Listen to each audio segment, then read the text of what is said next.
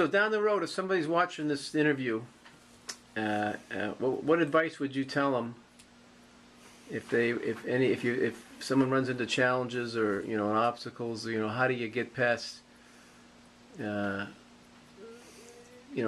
is always full of challenges. There's always roadblocks all the way, right? I mean, well, you have to go through the particular challenge, itself, and your decision making in life, regardless of whether that's a challenge or what, it's just like, say, for example, now he's approaching high school graduation, for example. Yeah. And then so he has to make a decision. Yeah. Now he has to make a decision. He can't make his decision purely by himself. Right. He needs to get his parents involved. Yeah. And then you say, well, okay, now here's what I would like to go for. Like I always said, go for the best schools. Yeah. Regardless of what the cost is. Yeah. And then figure out then how you're gonna pay for it. Okay, that's good. That's good. And a lot say, oh, I can't go there, I can't afford that, so on like that. But ultimately, it's going to be his decision, though, right? I mean, you get the parents involved, but ultimately, you got to make your own decisions. They have to be joint. Joint, yeah. Joint decision, because once he's, like, say for example, once if he decides to go to college. Yeah.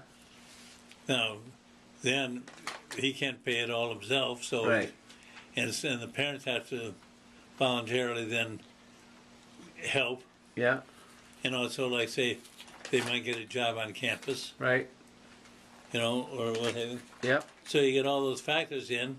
There's the money to go back and forth from school to home and back and so on. And okay. So there's all those factors, and you say, well, as long as they know what direction they're in and how they're going to do it, what their plan is.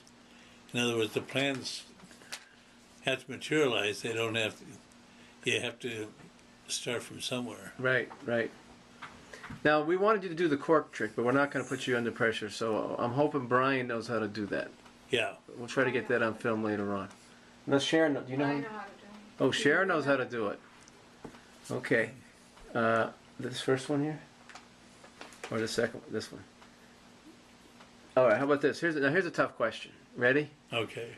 If you could do anything over again, what would you do differently? Anything. Not just colleges, I'm talking about across the board. That's a hard one. You're saying if I have something to do over. If you could do anything you've ever done over again, from when you were a little kid to yesterday, and you could do it over, would you do that you would do differently? I don't think many changes. Not many changes. The thing is, you go through life, and if you put the proper thought and value and decision making, and also you don't make a decision, or Tony wouldn't make a decision, or he shouldn't make a decision without your input and without Sharon's input and so on. So you work as a family. Yeah. Okay. So in other words, once you get everybody's input, and then you say, okay, now here's what we're going to do, then you go full barrel, and that's it. That's it. So you got no regrets. Right. You done. If it's thought well enough. Yeah. Thought out well enough. And you're a good thinker, so you think through stuff. Yeah. Very good. Very good. We got about 2 minutes left here.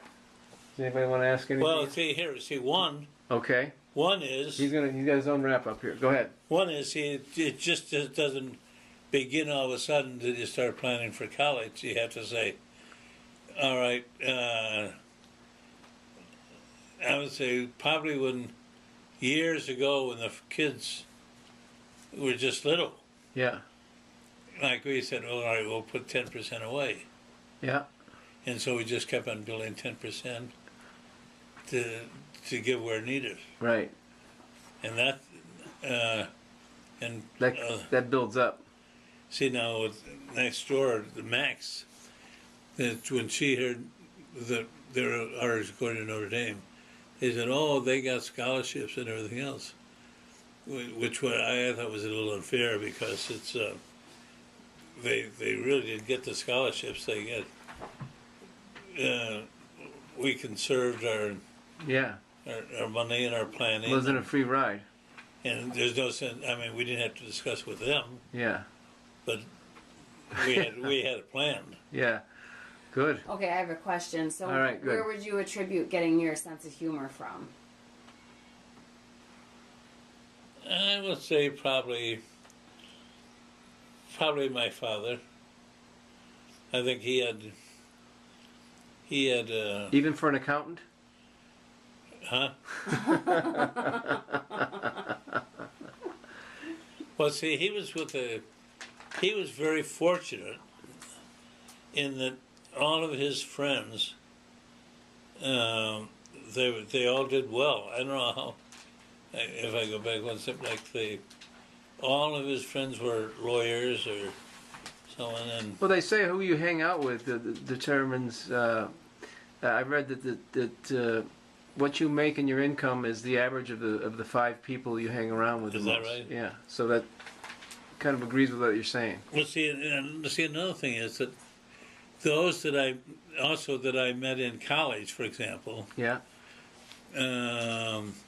most of those had gone into the service for 2 years and then went on to college, and we were, I would say, there was about 10 of us or more that we were the best of friends until they died. Yeah.